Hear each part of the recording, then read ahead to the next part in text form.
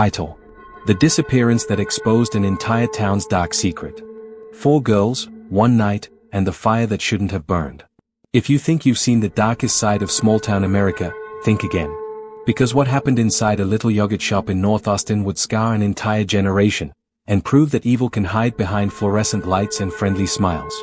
If you want to see how deep this story goes, hit subscribe, because this is not your average crime story, this is the one that tore a town apart. It was just after midnight on December 7, 1991. Austin, Texas, a city known for its music, barbecue, and college town charm, was settling into its winter quiet. The strip mall on West Anderson Lane was closing down. Cars had left the parking lot, neon signs flickered out one by one, and the air was thick with the faint smell of fryer grease and sweet vanilla from the "I Can't Believe It's Yogurt" shop. Inside, 4 teenage girls were finishing their shift. 13-year-old Amy Ayers, 17-year-old Eliza Thomas, and sisters Jennifer and Sarah Harbison, just 15 and 17. They were laughing, wiping counters, and talking about weekend plans. Nothing unusual. Nothing that hinted that within an hour, all 4 would be dead. At 12:08 a.m., a patrol officer noticed smoke curling out from the yogurt shop. By the time firefighters arrived, the front windows had melted inward, and flames licked the ceiling in unnatural waves. The heat was so intense that even the metal stools warped. As they fought the blaze, one firefighter made a discovery that would turn the fire into something far worse. He found a body. Then another. Then 2 more. All 4 girls were dead, stacked, bound, and gagged. They had been shot in the head. One had been sexually assaulted. The fire hadn't started accidentally, it was meant to destroy evidence. But whoever set it didn't realize, not all secrets burn away. Detective John Jones of the Austin Police Department was one of the first investigators on scene. He'd seen crime scenes before, but never like this. The smell of burnt flesh and plastic clung to his clothes. The sight of those girls, barely older than his daughter, lying together on the floor, was enough to break the hardest cop. The crime scene was chaos. Fire hoses had flooded the floor, washing away footprints. Water mixed with blood. The ceiling was charred black, and any fingerprints on surfaces were burned beyond recovery. Investigators tried to secure evidence, but they were working with fragments, bullet casings, a few melted objects, and the lingering scent of accelerant. The community woke up to horror. News crews swarmed the parking lot by sunrise. Parents wept in their cars. The mayor called it the most heinous crime in Austin's history. Within days, makeshift memorials piled up outside the yogurt shop, teddy bears, flowers, handwritten notes. Everyone wanted answers. But answers didn't come. Detectives began canvassing nearby businesses. They spoke to a young man who claimed to have seen 2 strange men in the shop around closing time. Another witness remembered hearing laughter, then silence. But none of the descriptions matched. It was as if the killers had simply vanished into the Texas night. Pressure mounted fast. The city demanded justice, the media demanded a suspect, and politicians demanded closure. Investigators followed every lead: former employees, jealous boyfriends, drifters. Hundreds of people were interviewed, polygraphed, and released. Each new clue felt like progress, until it fell apart. Weeks turned into months. Then, a year later, something strange happened. A teenager named Maurice Pierce was arrested for stealing a gun at a mall. During questioning, he told police that he'd lent that gun to a friend the night of the yogurt shop murders. The friend's name was Forrest Wellborn. Detectives thought they had their break. They brought in Pierce, Wellborn, and 2 others, Michael Scott and Robert Springsteen, all young men from the area, all with sketchy stories. Under pressure, one of them confessed. Then another. But the confessions were odd, filled with contradictions, missing details, and timelines that didn't fit. One said the girls were tied with ropes, another said duct tape. One said they used gasoline, another said lighter fluid. Yet police ran with it. 4 suspects. 4 victims. The math added up. At least, it looked like it did. The arrests made headlines. Austin finally breathed again. Parents felt it was safe to let their kids out at night. Prosecutors painted the suspects as monsters, thrill killers who had targeted the yogurt shop just for fun. The trials were intense, emotional, and brutal. 2 of the young men were convicted and sentenced, one to death, one to life in prison. The other 2 walked free for lack of evidence. For a moment, it seemed over. The city healed, slowly. The yogurt shop was torn down. A new business took its place. The anniversary came and went each December with quiet vigils and candlelight. The story faded from the headlines. But not for everyone. Detective Jones never let it go. Something about those confessions gnawed at him. The words didn't sound right. The sequence of events, the way they described the scene, didn't match the forensic evidence he'd seen that night. The more he reviewed the files, the more he realized something terrifying: the confessions might have been coerced. And worse, the real killers might still be out there. One afternoon, nearly a decade later, Jones sat alone in the evidence room, staring at a small envelope that had been sitting, forgotten, in the corner of a storage locker.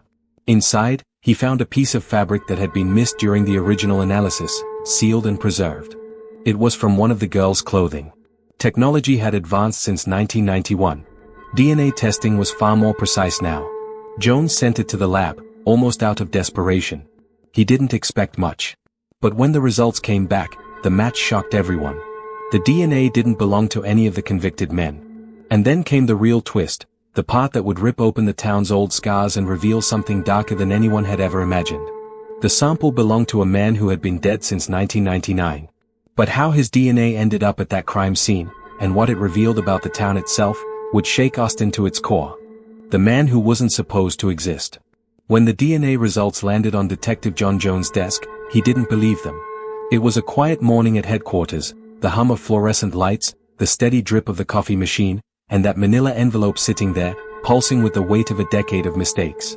The lab report was blunt: the recovered DNA does not match any of the 4 convicted or accused individuals. Instead, it matched a name Jones had never seen before.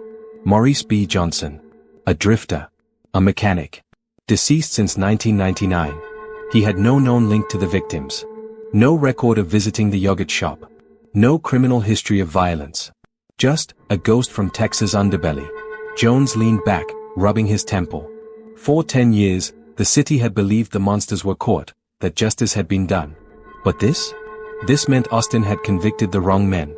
It also meant someone, somewhere, had buried a truth too dangerous to surface. He called the forensic lab. "Run it again," he said. They did. The result was the same.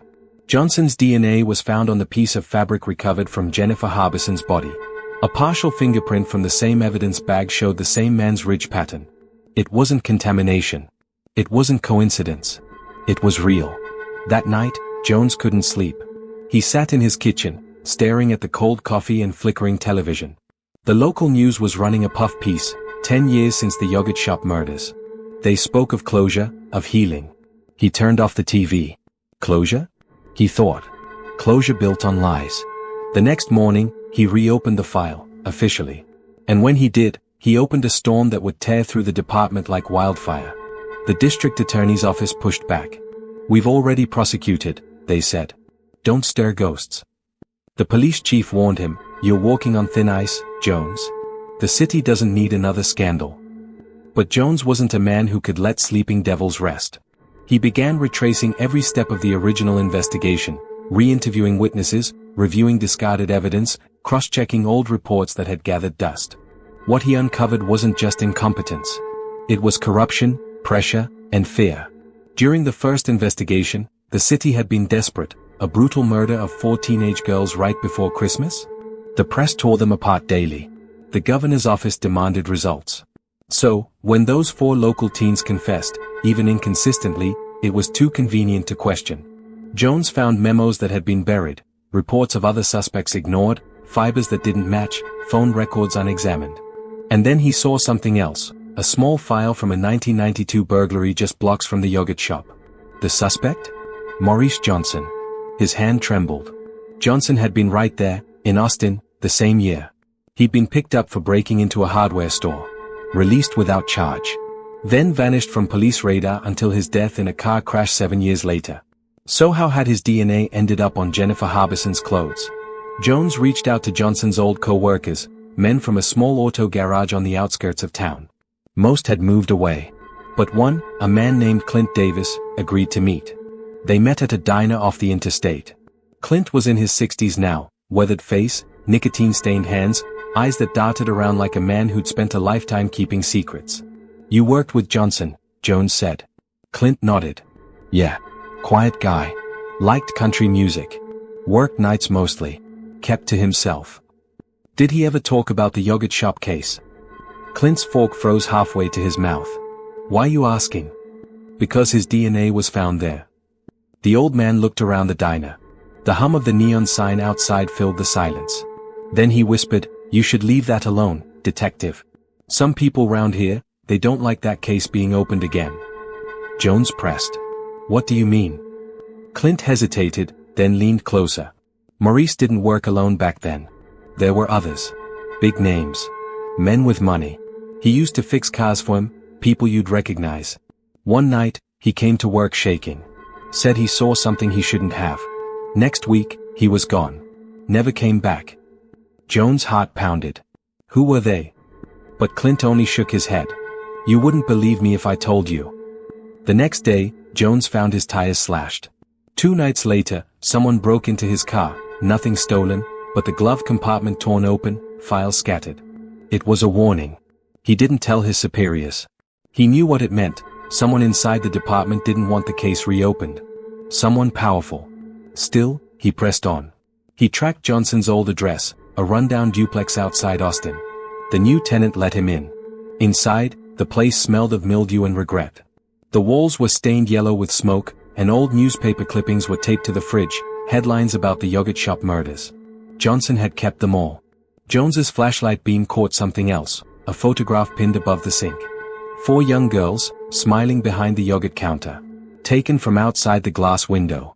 The edges were burned. He took the photo to the lab. The timestamp placed it hours before the fire. Someone had been watching them. Jones' instinct screamed. Johnson wasn't a random drifter. He'd been involved, somehow. But if he'd been part of the crime, he hadn't acted alone. The level of planning, the attempt to destroy evidence, the deliberate execution, it was too organized. He cross-checked phone logs from the night of the murders. Most were lost, but one stood out, a call from a payphone near the yogurt shop to a private number registered under a local councilman's office. That number had never been investigated. He dug deeper, found that the councilman had been a major investor in the strip mall where the yogurt shop operated. He'd sold the property a few months after the murders and moved to Dallas. Jones' pulse quickened. Was this what Johnson had seen? The next morning, he requested access to the councilman's file. But before he could pull it, his badge access was revoked. His case authority was suspended pending internal review. Someone upstairs had noticed. That night, Jones sat in his car outside the station. Rain battered the windshield. He was officially off the case. But he couldn't stop. The girls' faces haunted him, their laughter frozen in the last photo. He decided to leak the DNA results to a journalist. If he couldn't pursue it inside the system, maybe he could force it into the light. He picked up the phone and dialed Rachel Vega, a crime reporter known for digging into police scandals. He told her everything, the false confessions, the cover-ups, the DNA, the councilman. There was silence on the line. Then Rachel said, "Detective, do you have any idea what you've just told me?" Jones nodded. "I do.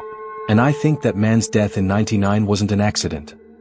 The next morning, the story broke, splashed across every front page. DNA proves wrongful convictions in 1991 Austin murders. But by that evening, Detective John Jones was gone. His car was found abandoned outside Lake Travis, engine running, door open. His phone lay on the seat, screen cracked. No sign of struggle. No footprints. No witnesses. And the files, the ones linking the councilman to Maurice Johnson, were missing. But one item remained, the burned photograph. On the back, someone had written a single line in black marker. "You shouldn't have dug this deep. The truth buried beneath the ashes that if you've stayed this long, you're part of it now." This isn't just a story about 4 murdered girls. It's about the secrets a city built its reputation on, and the price of uncovering them. If you think you're ready for the ending, make sure you're subscribed, because once you hear what really happened, you'll never look at Austin the same way again. 3 days after Detective John Jones vanished, his wife, Marianne, received a brown envelope in their mailbox. No return address. Inside was a flash drive and a note written in her husband's handwriting. "If anything happens to me, give this to Rachel Vega. Trust no one." She did exactly that. Rachel drove straight to her editor's office. The footage on the drive was grainy, timestamped the night before Jones disappeared. It showed the detective inside his car, parked in a dark lot overlooking the lake. He was speaking directly to the camera. "They lied to us," he said, voice trembling. "The councilman knew Maurice Johnson. He paid him. The yogurt shop wasn't a robbery gone wrong, it was a cover-up. They were silencing someone. And the girls, they just happened to be there. Then the footage cut off. The last thing visible was a pair of headlights in Jones's rearview mirror, approaching fast. The Austin Police Department declared Jones missing, presumed drowned. But Rachel didn't buy it. She retraced his last steps, starting with the evidence he'd sent her, copies of the councilman's financial records from 1991. Buried inside a list of business maintenance expenses were payments to a Johnson Automotive. Rachel drove to the address. It was the same garage where Maurice Johnson had worked. The building was long abandoned, filled with dust and the smell of oil. In the back office, behind a cracked wall panel, she found an old lockbox. Inside was a collection of receipts, photographs, and one chilling piece of evidence, a security pass for the strip mall issued to A. Collins, a city contractor who'd overseen property maintenance the year of the murders. The name was unfamiliar, until she dug deeper. Collins wasn't just a contractor. He was the councilman's brother-in-law. Rachel took the information public. Within hours, her newsroom received legal threats and anonymous phone calls. But she refused to stop. She aired the footage Jones recorded, exposing the inconsistencies in the police case, the false confessions, and the link between Maurice Johnson and city officials. The reaction was immediate and explosive. Citizens flooded City Hall demanding accountability. The mayor ordered an independent review. Retired officers began speaking out. One, a forensic technician who'd worked the original scene, admitted that evidence had been redirected before being logged. "We were told to get results," he said on record. "Didn't matter how." Then came the real breakthrough. A retired firefighter, who'd battled the yogurt shop blaze that night, came forward. He'd always believed something was off. The fire had burned too clean, too fast. Back then, investigators had said gasoline was used as an accelerant. But this firefighter insisted he'd smelled solvent, not gasoline, the kind used in industrial cleaning. When Rachel cross-referenced that detail, she found something damning. Collins's contracting company specialized in chemical cleaning for retail spaces. The puzzle pieces snapped into place. The fire wasn't just meant to erase evidence, it was planned by someone who understood how to destroy forensic traces completely. Rachel's exposé went national. Inside Austin's Forgotten Murder cover-up hit headlines across the US and Europe. The FBI quietly reopened the case. Forensic teams retested the few surviving pieces of evidence using modern DNA profiling. The results confirmed what Jones had died for. Maurice Johnson hadn't acted alone. There were 2 unidentified male DNA profiles on the victim's clothing, neither belonging to the convicted men nor to Johnson himself.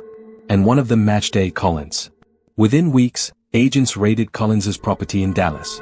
They found old business records, burned photos, and a .22 caliber revolver wrapped in plastic, the same caliber used in the yogurt shop murders. Collins was arrested, but before trial, he suffered a sudden medical emergency in county jail. Official cause, heart failure. Unofficially, there were bruises around his neck. The truth had slipped through justice's fingers once again. For Austin, it was déjà vu, another ending without closure. But for Rachel, it wasn't over. She kept digging, using Jones's notes as a guide. And that's when she found the final, haunting revelation. Hidden in one of Jones's handwritten journals was a single sentence, circled in red. The fire wasn't just to hide the crime, it was to erase who the crime was meant for. Rachel pieced together what he meant. The yogurt shop was never the target. The girls were closing early because the store manager had planned to meet someone that night, a man who had discovered the councilman's embezzlement scheme involving public development funds. The meeting never happened, because the manager swapped shifts with Eliza Thomas and the Harbison sisters. The killers came expecting an adult man. They found 4 teenage girls instead. When the plan spiraled out of control, they executed everyone to eliminate witnesses, then torched the shop to destroy all trace of the mistake. The revelation shattered Austin's sense of innocence. The yogurt shop murders had never been random. They were the tragic result of corruption, greed, and bureaucratic rot. The city's power brokers had tried to bury it under concrete, but the past refused to stay quiet. In the following years, Rachel published a book, Ashes of Truth, the case Austin tried to forget. It reignited calls for reform in Texas law enforcement and inspired new cold case protocols. But she never forgot the cost. Detective Jones was never found. Neither was the man who drove toward him that night by the lake. 10 years later, in 2021, Rachel received a package at her office, no return address. Inside was a small evidence bag, perfectly sealed. A single Polaroid photo lay inside. It showed the yogurt shop before the fire, its neon sign glowing faintly in the night. In the reflection of the window stood two men, one unmistakably Maurice Johnson. And next to him, Detective John Jones. The timestamp was December 6, 1991, 11:12 p.m. Rachel stared at the photo for hours, her pulse thundering. There was only one explanation that made sense: Jones had been there that night. Whether as an investigator, a bystander, or something else entirely, she didn't know. Had he been covering for someone? Or chasing a lead even before the fire started? Had he known, all along, that the town's darkness ran deeper than anyone dared to admit? She turned the photo over. On the back, written in the same bold scroll as the note found after his disappearance, were the same 5 chilling words. You shouldn't have dug this deep. Austin rebuilt, moved on, rebranded itself as a city of progress and tech and music. But every December, when the cold sets in and the streetlights flicker across Anderson Lane, locals swear they can still smell the faint sweetness of burning sugar and smoke, and see 4 ghostly silhouettes through the shop window. Not ghosts in the supernatural sense, but memories, reminders that sometimes the most terrifying monsters aren't strangers in the dark. They're the ones shaking hands at City Hall. And if you think this story ended here, you're wrong.